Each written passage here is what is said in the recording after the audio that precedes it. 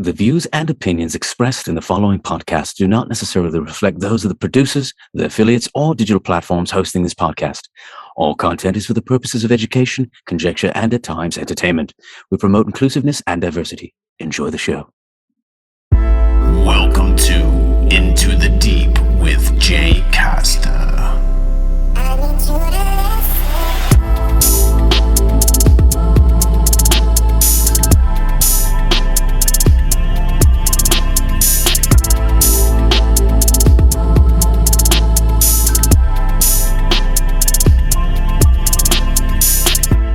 Welcome to Into the Deep. I'm Jay Costa. I am so honored to host today's guest. He's a two-time best-selling author. He's the founder and CEO of 4biddenknowledge. He's an expert in ancient civilizations. Today's guest is Billy Carson. He's the author of the best-selling book, The Compendium of the Emerald Tablets, as well as his newest best-selling book, Woke Doesn't Mean Broke. Billy also recently launched 4biddenknowledge TV. 4biddenknowledge TV is a new conscious streaming TV network available on all major platforms. He's also the co-host of Biohack Your Best Life podcast, and he's also an expert host on Gaia TV's Deep Space as well as Ancient Civilizations. We talk about so much in this episode. Billy shared a real personal story about his encounter experience and how that's led him down this path of learning about ancient advanced civilizations and to help humanity rediscover who we truly are, where we come from, and where we're going. We talk about financial literacy, how we can help free people from this mental and physical bondage. Billy believes that this could lead us into a new golden age that maybe could even sustain itself. He's a true Renaissance man in every sense, and I was so honored to have him as a guest. So, join me as we seek light and journey into the deep with Billy Carson. Enjoy.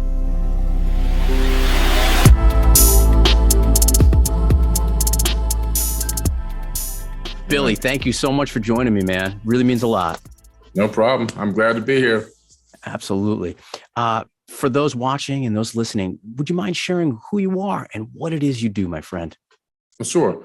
Well, the short answer is, I alter future realities in the third dimension by creating ripples in space-time. But the long answer is I'm a two-time best-selling author. I wrote a book that's a bestseller in ancient civilizations called Compendium of the Emerald Tablets. I'm also an expert, or considered an expert at least, in financial literacy. And I wrote a financial literacy book called Woke Doesn't Mean Broke, which also became a bestseller. I own the 4biddenknowledge TV network, which is a streaming TV platform with over 5,000 shows. And I'm also a producer. I'm producing documentaries, TV shows, movies. I also write different scripts for shows.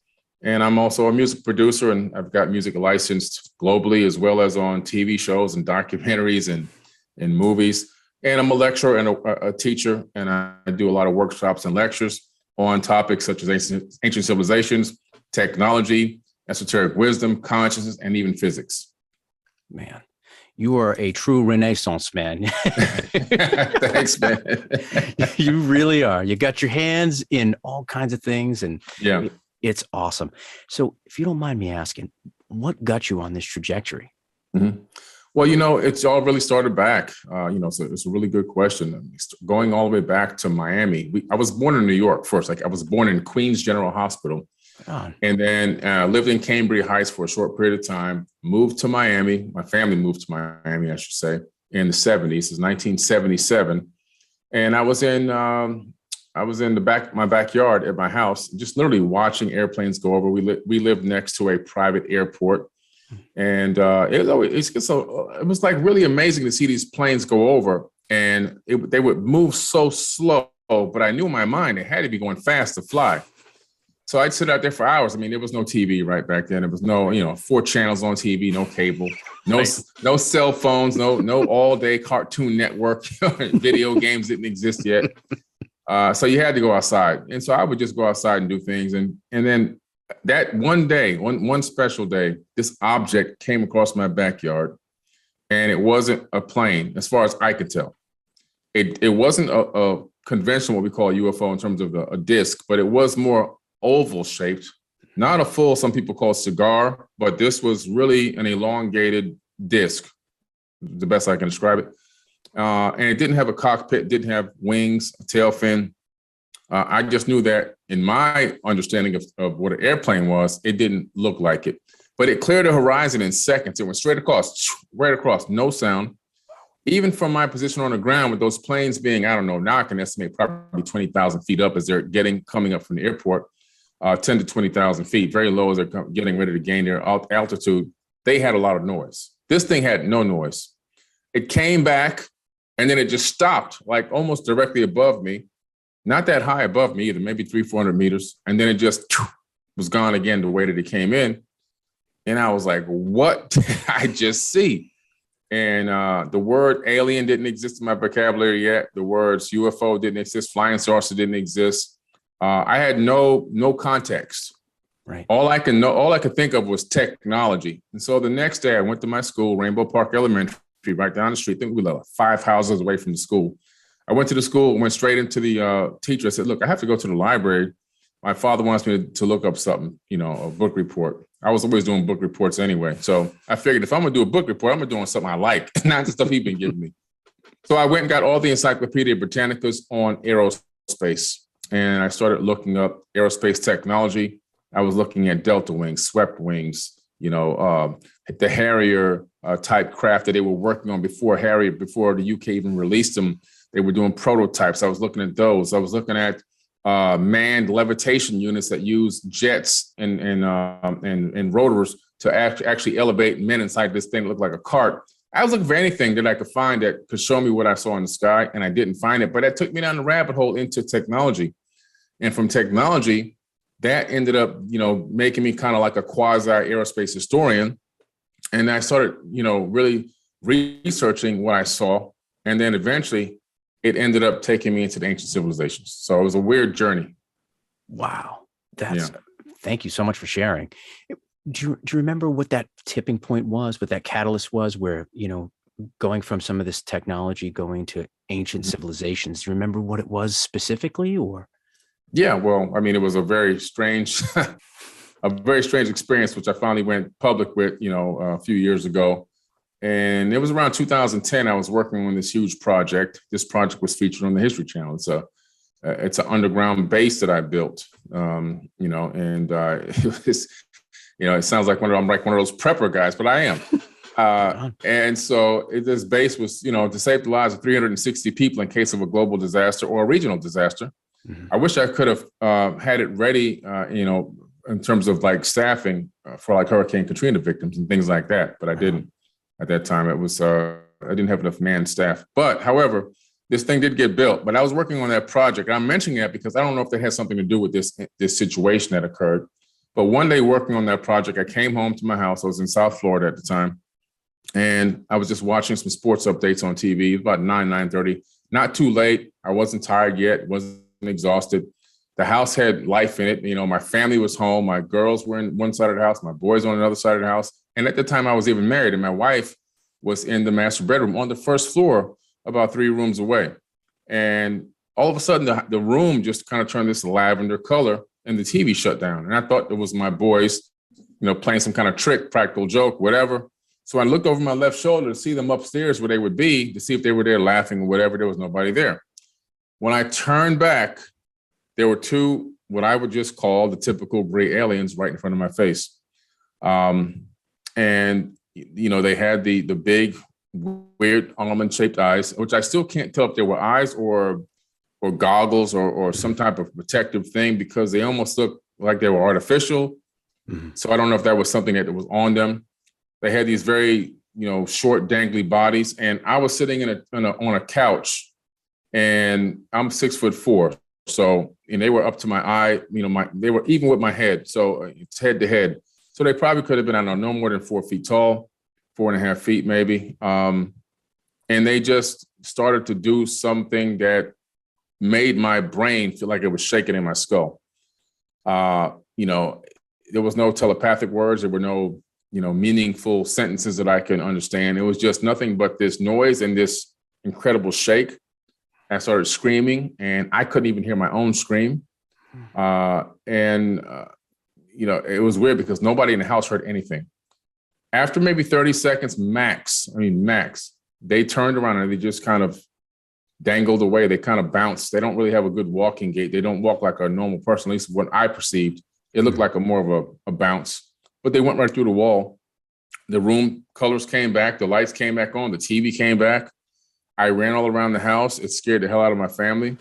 I got no money out of this. I got no love out of this. All I ended up doing was creating, one of my sons is still, a little estranged from me from that one situation. It scared him so much that we're not really close to this day. I mean, we talk and everything and we see each other for holidays and stuff, but it's not like that same way that it used to be. He even was, told me he was scared to come to my house, after I moved and everything else. The things in my house, it just scared him. So, and I ended up getting a divorce and everything else. So it was no profit out of this situation, which is why I didn't talk about it for a very long time.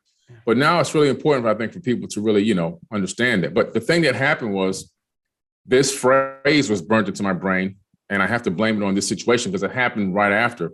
I kept hearing worldwide telescope, worldwide telescope, worldwide telescope in my mind over and over and over and over.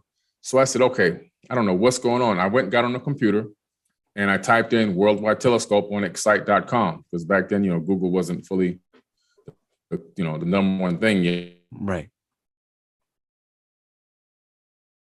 Thing that popped up. And I was like, wow. And so I clicked on it, and it was a website that houses all of the web probe data from Apollo missions and from Mars missions and missions, out into the galaxy, the Hubble Space Telescope imagery, and all this stuff was all in there. And I was like, what is this? I was kind of drawn to Mars because, the color. I clicked on Mars. Then I went to panoramas. And then from panoramas, I saw all the different rovers. I said, okay, I don't know. Opportunity. I clicked on opportunity. I go in opportunity. I'm looking around. You can pan left and right. You can zoom in and out and everything else. I'm like, wow, this is crazy. This is like from the perspective that the rover captured the images and everything. And I guess they stitched them together. But right away, I started seeing anomalies. But not just any type of anomalies, things that in my brain, remind me of things that would be on Earth in ancient times, like ancient temples and the way that the stone blocks would fit together in Peru and things like that. And I was like, what the hell is this stuff doing up here? Even saw a couple of ankhs or things I could say that look like ankhs. Not that they are ankhs, they look like them, right? Mm-hmm. And so that took me down the whole rabbit hole into ancient civilizations deeper. I was already into them, but reading about them. But I wasn't deep into trying to make the connection between ancient civilizations and potentially ancient advanced civilizations that could have been more advanced than we are today. And that's really how I got all the way into this whole thing. Wow. My gosh. Crazy. Yeah. Crazy story. Wow. Yeah. Thank you so much for sharing that too, man. It's gosh. And there's so many different things here, obviously, with the compendium of the Emerald Tablets and, even down to what first class space agency that you're doing as well. So clearly wide spectrum of interest, but do you feel like you're doing something, I guess, purposeful? Yeah. Absolutely. I mean, that's the key. Yeah. What I feel like I'm doing is I'm helping mankind to rediscover, who they truly are. I think that the reason why this information has become so passionate to me, the knowledge that I've been able to gain over the years, and then as it really went super deep from, about 12, 13 years ago now, I guess it's 12 years ago now, going on 13 soon. I feel that if we had this, if everybody could really truly understand what I know and what I've been able to grasp, that all the things that divide us will fall apart. All the divide and conquer tactics, racism and politics and religion would collapse. Economic systems that are designed to financially enslave people would collapse. I think it's important to understand that the past is prologue.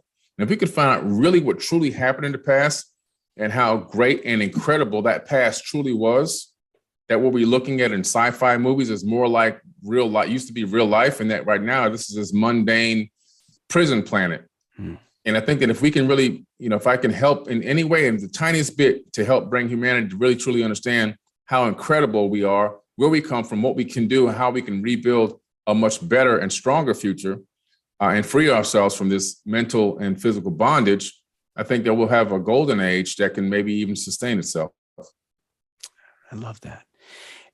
Do you feel like we're maybe on the precipice of self-discovery again, that maybe we're on a point now where, 10, 20 years ago, people weren't having these kinds of conversations to the extent that people are now?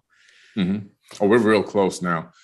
People will look at the current situation and go, oh man, this is, we're not even close. There's all kind of stuff going on, Ukraine and blah, blah, blah, and the sickness going around the planet. But what they have to understand is this stuff is not getting worse. It's only becoming more obvious. These things have been going on for a very long time. But what is happening is the amount of people talking about these things in a constructive way, not just whining and complaining anymore, but there's a lot of people taking action to create solutions. And the key is I'm starting to find solutions providers, solutions to problems that exist for humanity. And the more I look, the more people I find trying to provide solutions. The more I look, the more people I hear talking and asking more in-depth questions, not just surface questions, not just listening, letting go one ear and out the other, but actually trying to understand some of these deeper issues, topics, wisdom, and even trying to really understand what is the nature of our reality and what type of a matrix system are we under with this, with the governments and the institutions that have been put in place to really enslave us. They're really starting to dig deep into really how is this here and why and who. They're asking all kind of great questions now. So we're right at the edge of the real great awakening. I think we're at the beginning stages where people are going to begin to really wake up in the massive amounts as we head into the age of Aquarius. Awesome. I love that. And you talk about like your purposeful mission that you're doing. My word's saying mission, so I apologize. But when you talk about that, like, prison planet or that mental enslavement in finding solutions, I love that you're talking about financial literacy. Yeah, you have to. It's so crucial. I mean, common stuff that wasn't taught in a curriculum when we were in school or even the children in school today. Yeah. I mean, I had no idea what even check even was until I was 16, and even then I didn't know how to fill it out. And I was an athlete and everything else. And my guidance counselor was too busy in my neighborhood, trying to sleep with all the girls, high school girls, instead of worrying about trying to get me into a college. So that's the kind of environment. And so, and even just not me, but in even other areas and even in nicer areas, there just wasn't a true literacy being taught. It was like a few people would rise up to those higher levels in understanding financial literacy, but the masses, the majority of the people really never truly grasped all the intricacies and all the ins and outs, all the loopholes. And so that it kind of put this imaginary cap over our heads thinking, oh, go to work 8 hours a day, 40 hours a week. And you get a couple hours on the weekend. And, that's the kind of programming that was put into us. And I just said, this has to come to an end because luckily for me, I found financial literacy early. I made a lot of mistakes along the way trying to get there, but I really ended up learning it. I learned it the hard way because I really went through a lot of trial and error, but I never gave up. Even when I failed once or twice or 3 times, I just kept going at it and I researched and I studied and I read books and then eventually I got to the point where I was taking classes and there's a lot of free online courses. When the internet came about, I was digging into all of it. And that really, it shrunk my world when it came to finances. I started studying economies all over the planet. And I was like, wow, okay, I get it now. Now I said to myself, if we're going to, as a people, take back control of this planet, we need financially literate people. Because why? We're living in a financial matrix. And for us to try to ignore it and think it's not real, for us to think that we can think it away, you know what I'm saying? Or we can just act like it doesn't apply to us is a falsehood. And what it does to us, it leaves a lot of us trapped with all this knowledge and all this wisdom and no way to spread the information, no way to actually execute any solutions. Providing solutions costs money. That's what I found out. Providing solutions, my 4bidden Knowledge TV, okay? Every single month, that's costing me about $15,000 to $20,000, depending on the month right now. And I'm not even massive yet. Imagine when I get massive, it could be $80,000, $90,000, $100,000 a month in fees that I have to pay for the streaming service. My mobile apps cost money. Every year I got to spend another $40,000 to keep the app serviced, and all these things to get this wisdom out. Books, this book is 688 pages. That costs $14 to print each book. And I got to print hundreds of books because they sell so fast. I got to put that out up front and then wait for the money to come back from sales. So it costs money to bring consciousness to the planet. And so we have to, I felt like we have to stop thinking that we can hoard wisdom and knowledge and we can just talk amongst ourselves and somehow magically things are going to change. No, creating real change is going to require financial literacy, people that have means, people in positions of power that we infiltrate from the inside, and then we explode it from the inside out. In other words, exploding it meaning that we go in and we change systems, we modify systems little by little until we can get it to where it's really pointed back at helping the people, not the elite oligarchs. So that's why financial literacy is so important. Absolutely, 100%, and so well articulated. Absolutely, and that's why it's. I guess it's such a wonderful thing especially with woke doesn't mean broke. Like for people, especially now with everything going on economically, everything going on with, this seemingly spiritual movement where people are opening up their minds and hearts to consciousness. Yeah, absolutely. It's the perfect timing for this. We are now on the precipice of potentially seeing the death of the fiat currency, as we're moving into crypto and NFTs, and so it's right at the right time to say, look, I need to understand this stuff. There's still people out here. If you walk up to them and say, hey, give me a 1-paragraph summary of what an NFT is, they can't answer you. Give me a 1-paragraph summary of how the blockchain works. They can't answer you. You know what I mean? So we need to really get this information out to the people. They need to learn this information and download it. Also, how do you create a legacy for your family? How do you build legacy while we're still in the matrix, this financial matrix, which may be here for quite some time until it completely shifts into something else? How do you create legacy for your family members? Not working for yourself, but how do you work for future generations? How do you create something for them so that the system that's designed to enslave is not as brutal on them, that they can maneuver and utilize some of the teachings that you hand down to keep the whole process moving forward towards the golden age? And so, people feel, sometimes people go like, one person told me the other day, I'm not worried about this financial stuff, you know what I'm saying? Because, when I die, I'm out of here and I can't take it with me. I said, you're right. You can't take it with you. It's not about you. It's about your kids and your kids' kids and your kids' kids after that. What can you leave behind for them so that they don't have to struggle and stay with this invisible, blockage over their head that's keeping them boxed in and stopping them from really getting out and maneuvering to a higher level? Because what's happening is with generation to generation, we just keep really doing a disservice to our future, our future offspring. My parents are both dead, and neither one of them left me a penny. In fact, everybody turned to me to, cover the cost of their funerals and everything else, So it's like, wow, there's nothing here. Nothing but debt.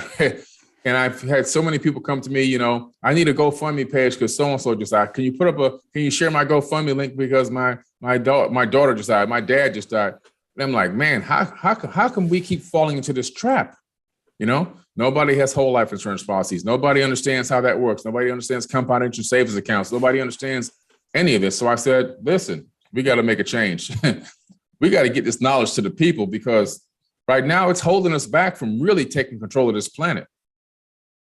100%. And you bring up so many great points. We have people who are literally working 40, 50 hours a week. They're away from their families. Maybe they're paying a mortgage, maybe they're paying a rent, maybe they're single families, and they're trying to make ends meet and they've got seemingly nothing to show for it. Yeah. When I retire, I'll travel. I travel the world so many times. You've probably seen. I've been all over the world 3 times. I've been around now, and I'm in where was I? I think I was in it was Peru. I was in the Sacred Valley. Now that's only about maybe 10,000 feet above sea level. It's not really that high. Maybe 12 at the max. Right? I've been higher than that, but the oxygen is thin there. You got to be in shape. And I'm looking at these retirees trying to make this trek and they're struggling and they're stopping, and one guy's sitting down and the other one needs help to come take him back down. And I'm like, wow, a lot of people are waiting to get to that age to travel because that's the only time they think they're free now, because they slaved their entire lives. Now it's too late to really enjoy the trips. You can't fully enjoy the trip. You can't. I'm up here running around and jumping around Machu Picchu, jumping over rocks and stones. People are up there, they can't even make it to the top. And, it's because of their age. And, so I want to enjoy it now while I still have a little energy left in me. And so even just that, the understanding that traveling the world and just seeing new things is, they're holding you back from even doing that, waiting till you almost dead to try to live. And you got a good 10 years, you can try to do something, but you're not 100% of who you truly were, when you had great limbs and your back didn't hurt and your knees were good and your lungs were powerful. So yeah, we have to really, man, we just have to understand that try to get things accomplished when you within a time frame that you can actually live and enjoy life. And I'm not saying everybody's going to be an entrepreneur and everybody's going to work for themselves, but there's things that you can do while you're working for a company that can ensure your financial future, investments that you can make, moves that you can make, ways that you can create additional income streams for yourself while you work your 9 to 5, so to speak, that will also create that legacy and give you some freedom to do amazing things while you are still working for that 9 to 5. So it's all about understanding how to maneuver through this matrix. And I love that point when you talk about even just having passive income streams where, people maybe are starting to finally maybe open their minds up to it and maybe start realizing, oh, I could do these things. And I feel like so many people get stuck in this. They want to do something, but they never execute it. And yes. I've always lived with the adage, and my parents instilled this in me, is like the word done, the first 2 letters is do. So you have to put it into action. I love it. Yes. Yeah, so, exactly. In your opinion, your experience, based on some of the, ancient knowledge and sacred texts, what kind of information do you feel you could share with individuals who might be stuck in that wanting to do something, but can't necessarily make that step? Yeah. Well, I'll tell you, if you look even at the ancient Sumerian tablets, the cuneiform tablets and the Akkadian tablets, you have the Anunnaki in there. And these are the people that Sumerians looked up to. Sometimes they called them gods. Sometimes they called them their lords. But these were just people. They weren't any kind of creator of the universe. They were just people that had more knowledge. But these beings, I like to call them advanced beings instead of aliens. What they did was they used to have something they called ordainers of destiny. And they would literally say that they would create their own reality. They would have an idea or a concept of what they wanted to envision for their future and their kingship and everything else, and even the planet. And then they would say, I'm going to put these things in order.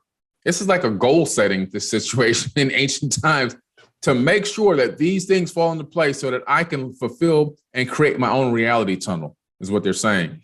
And so they would call themselves the ordainers of destiny. And they would set up all these goals and benchmarks and all these plans, and they would nudge different people in different ways to direct them in the way that they want everything to turn out for themselves. And I'm like, wow, that's incredible.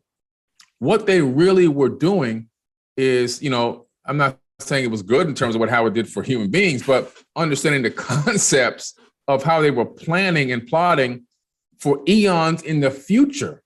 And that's what I took from them. I said, wow, understanding that they're not planning for what's going to happen tomorrow, next week, next month, not even next year. They're creating what they want to see on the planet for all time.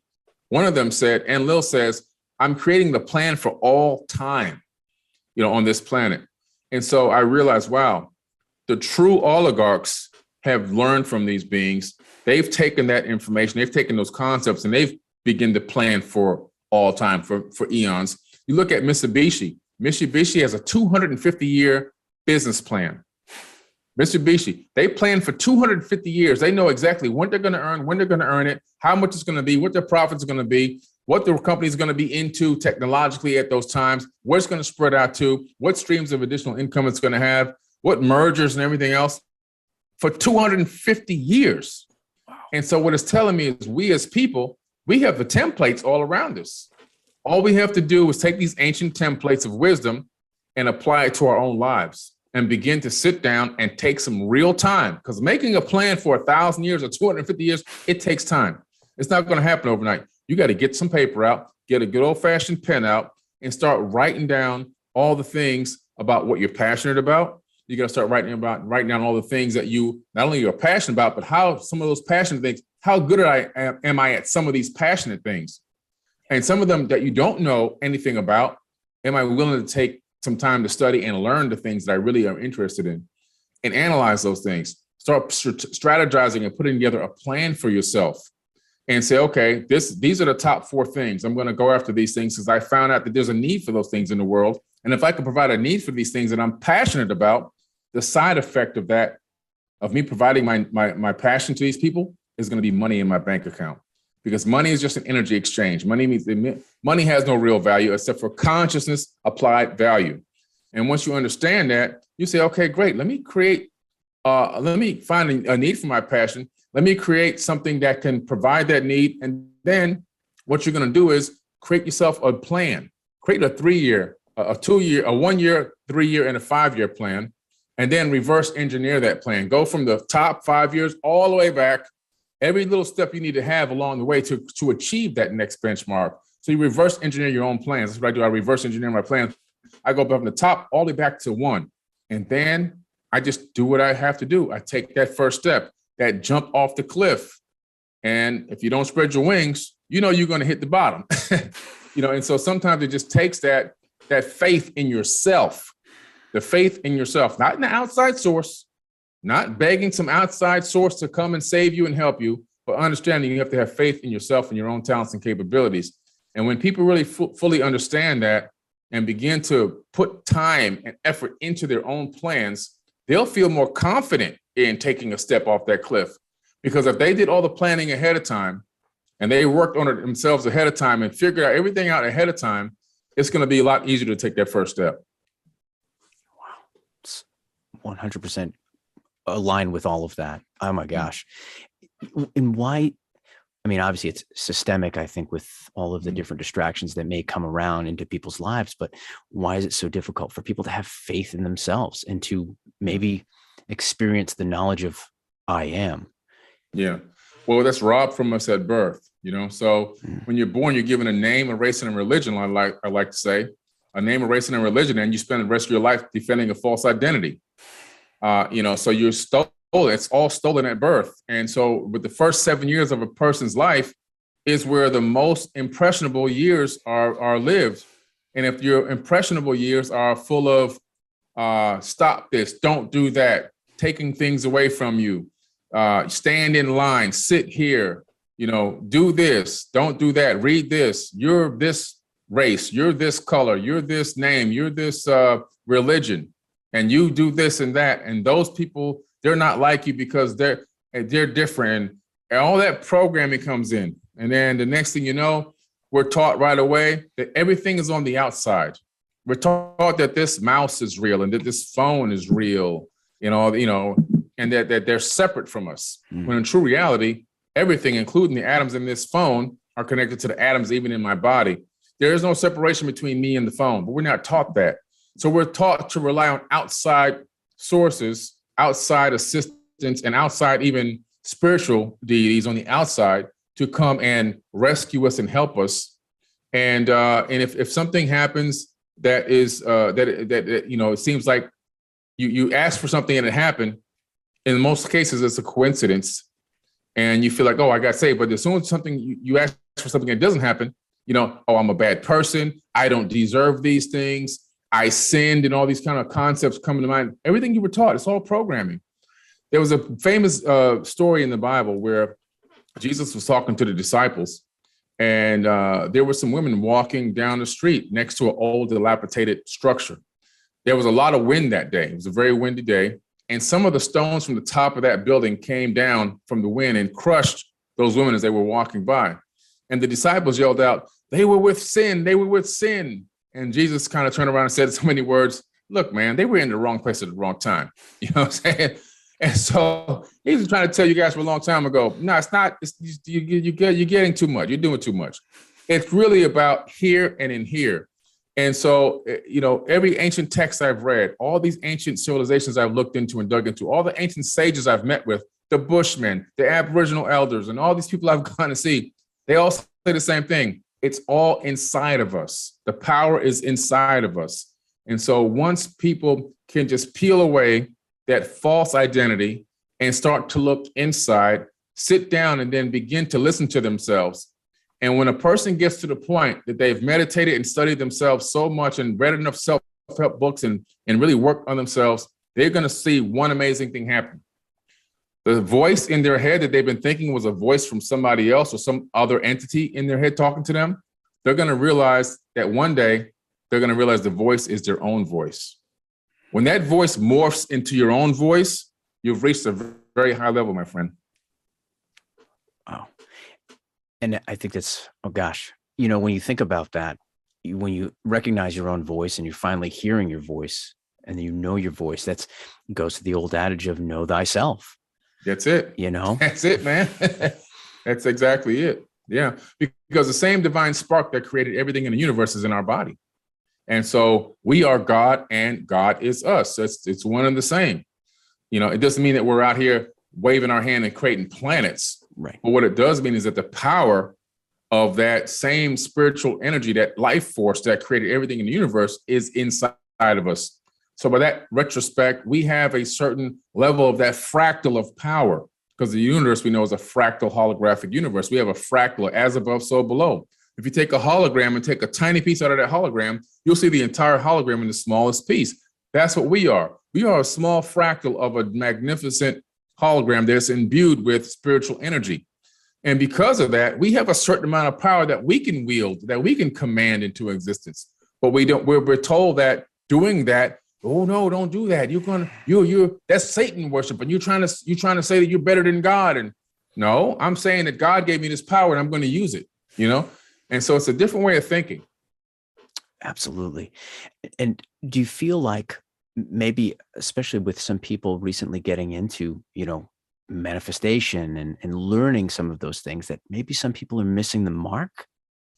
Yeah, there's people missing the mark because the term manifestation it's not new, but it's being used a lot more. Right. And I started my Manifest Destiny courses about 3.5 years ago now. And they've been very, very successful. One of the things I try to tell people in my courses is that manifesting is hard work. In a lot of these manifesting websites and manifesting apps and everything else, they have people, even the memes now, manifesting memes, they have people thinking, if you click this meme, you're going to have money in your account tomorrow.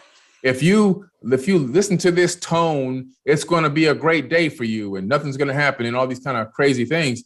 And so it makes people think that all they have to do is just show up and close their eyes and think hard and boom, it just happens. It's not that easy. Okay. Sometimes it could be, but the majority of the time it takes real work. And so we've also been, because humanity as a whole, not everyone, but as a whole, we generally like instantaneous results. We've been taught instant results. That's what we want, especially here in America. And so all of a sudden you want to shortcut the whole system and you just want to think and being it is there, but it's not the way it works. You literally have to work. Manifesting is a process that takes mastering. You have to become the student, then the student becomes the teacher, then the teacher becomes the master. There's no other way around that. And so you can become a master manifester, but it's going to take a lot of time developing your skills and your talents and understanding the science and physics even behind it. That's why I spend a lot of time. Some of my classes on those manifesting, they're 6 hours, 8 hours. This last one was 12 hours. It's more than just thinking and magically happening. There's a process that goes on behind the veil that I like to have people learn. But unfortunately, a lot of people who haven't, don't know I exist, they're going by a lot of these, these things online that just have them disillusioned. Yeah. It's, tough. I mean, everybody thinks back to, when the book, The Secret came out or the documentary and it just, that's where people just roll from there. And then they just have a different conception of what it is. Right. Exactly. You hit it right on the head. That kind of skewed, what really happens and how to really become a master manifester. So, that's why I started teaching those classes. That's awesome. And what are some of the other things, like different curriculums and courses and some of the other things that you offer on your website? Oh yeah, I've got quite a few. I just did an NFT and blockchain masterclass, part one, the other day for free. I realized there was so much information, I'm going to have to do 3 parts. So I'm going to come back and do another part in a couple of weeks. We're going to probably announce that date tomorrow, or the day after. And then I'll come back another 2 weeks after that and do part 3. I'm also doing a cryptocurrency masterclass. I'm doing a forbidden book workshop. So I'm going to show all the forbidden books. Most of them are here in my house. I'm going to have stacks and stacks of books all around me. I'm going to start picking up books and actually showing this book is this, and this is why it's important to have it. And this is what's inside this book. It's just really walk through a lot of my books that I have over 1,000 books. And then I'm also doing a workshop on inventions by African Americans. A lot of people don't know things that are invented. It's on Juneteenth, which is a freedom day for Black people in America. So what I'm going to do is a special invention workshop for some inventions that are so never talked about that people don't know exist. These are all free workshops on Forbidden Knowledge TV. I'm doing a workshop on spirituality versus religion. So I'm going to be talking about religion and spirituality and the difference between the two, and why I chose spirituality and what the actual implications are, with religion versus spirituality. I'm not going to be bashing religion. I'm going to be pointing out. I like to point out what I call our facts that can be looked up and researched for oneself, and just showing people that what they've been thinking is religion is spirituality is actually not spirituality. Spirituality and religion are 2 separate things. They don't coexist together. And so I want to show people that, and so they can understand, like, if you're really seeking a spiritual path, let me show you the difference between the 2. So I have that one coming up. I have the top 50 anomalies on Mars workshop coming up, which I'm going to be showing some of the most incredible images from the Mars rover data, from Perseverance rover, Curiosity rover, Opportunity, Spirit. And it's going to be mind-blowing stuff. I'm going to show people these anomalies, but I'm also going to take them to Mars. We're going to take a journey to that first website that I found from that, whatever the heck that was, that encounter, Worldwide Telescope. I'm going to take them up into Mars, and I'm going to actually bring some of the attendees on live with me and ask them what they're looking at, what they think they see. It's going to be like a more of an interactive workshop that's also free.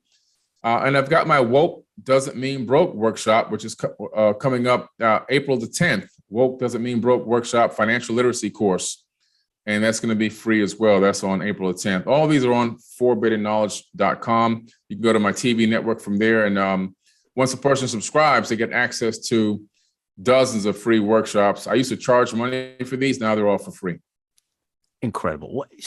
What made you decide to just share this knowledge for free? I got to a point where I have enough things going on financially. I've got so many other investments outside of, the TV network and other NFTs and things. That's the relatively new stuff. I've been running a lot of different investments for a very long time. And I said, I really want to build this TV network. I want to make it huge. I want to have thousands, tens of thousands, 100,000, maybe even 1 million subscribers.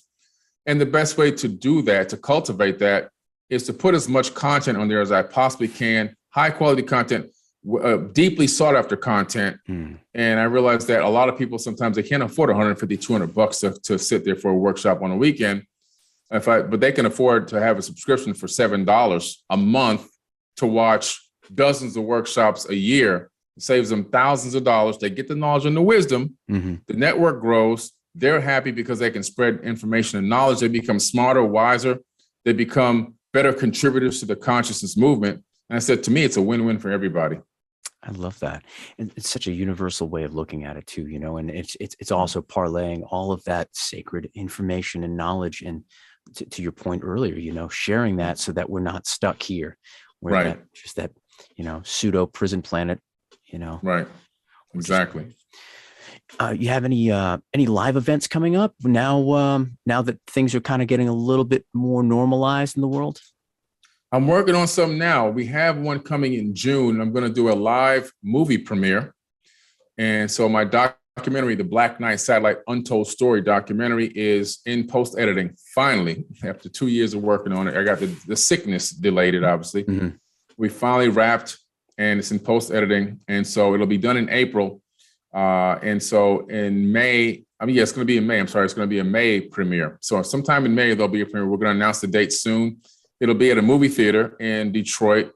and there'll be a red carpet. We'll do photos and all that kind of great stuff. And I'll talk a little bit, answer questions, and we'll watch the premiere. I think that theater can hold 240 people, I believe. Nice. So that's going to be great. And then I'm going to actually go to a couple other premiere locations around the country, some of the bigger states that are based on my analytics from my following. We'll do some premieres there. So those will be all announced very, very soon. Also, I'm going to be doing a TED Talk. I believe that's going to be in May as well, or March. It's May. One of these, I got so many things, but it's going to be sometime coming up soon. I just got that date today. I was like, wow, this is going to be amazing. And that's going to be in Miami, which is great for me because I don't have to get on an airplane. I can go right down the street, Right. you know? And so we'll announce that. And I think that theater can hold about 400 people, you know? So it's free to get in. So we're going to announce that very, very soon. I'll do my TED Talk there, which is going to be amazing because I've been wanting to get on TED Talk for a long time. You know, honest, I would have thought by now. I thought for sure you would have had one. So that just warmed my soul to hear. Yeah, me too. I was like, wow, this is finally happening. You know, I've been trying for like 3 years, and multiple times a year, but finally, it's going to happen. So that's great. And then I have some private. I have a private mystery school that I'm setting up for NFT owners. So people that own my NFTs, if they meet the qualifications of the NFTs that I have set up on the website on 4biddenkclub.com with the number 4 Club, there'll be some private mystery school teachings, private lectures, some mentoring, as well as I'm going to be announcing some 2023 trips to different destinations, ancient sites that they'll be allowed to come on as well for owning the NFT. So setting all that up now. So yeah, I'm getting back out there, man, and getting ready to meet face to face. It's awesome. That's great. And so what are the main websites that folks can be sure to check out? Well, we got 4biddenknowledge.com with the number 4. We have 4biddenkclub.com with the number 4. That's where the NFTs are. And also on forbiddenknowledge.tv, we have all of our 5,400 or whatever the number is now, TV shows, documentaries, movies, and movie shorts. And all the new TV series are all being put up there now. Richard Dolan's got a series up there. Eric Von Daniken, my new series, Anunnaki History, is airing very soon. And we've got a psychotherapy show called Mind Over Matter, which is in post-editing. Decoders of Truth, which I'm also on that cast, which is in post-editing. Just a plethora of new shows coming out that's going to be mind-blowing, high-quality, highly produced content on the mainstream Discovery Channel level of quality production. That's awesome. I'm so excited for you. It's earned and deserved, my friend. Really is. Appreciate it, man. Thank you. Absolutely. And people can find you on Instagram as well, too, right? They can follow you on a couple different spots. Yeah, on Instagram, 4bidden Knowledge. Also Facebook, Twitter, TikTok, all 4bidden Knowledge as well. Just with the number 4. And you can also find me on those same platforms under Billy Carson as well. And I've been fortunate enough to build up enough of a popularity where all of those accounts are all blue check verified. I got to say that because there's scammers out there. So if you don't see it on the blue check, except if some of my smaller accounts like Forbidden TV and my book Compendium of Emerald Tablets account, but the big accounts, are verified. So it's important to know that don't get tricked by these crazy DMs going around. Right. Yeah. Happening more and more. Yeah. And I saw a post there, some video production going on for that song. Oh, yes. Oh, yeah. We just filmed for Woke Don't Mean Broke remix. So that's the name of the song, Woke Don't Mean Broke.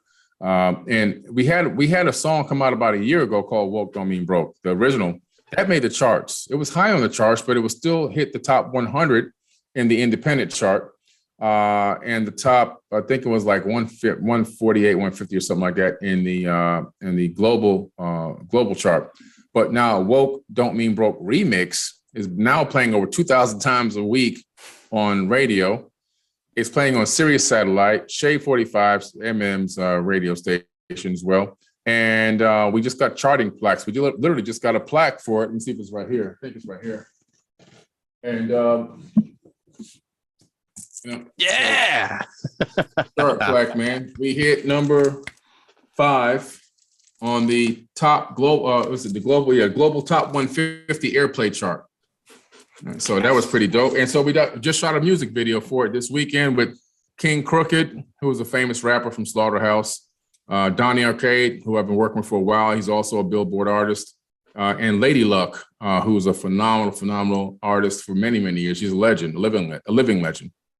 And so the music video will be on MTV, BET.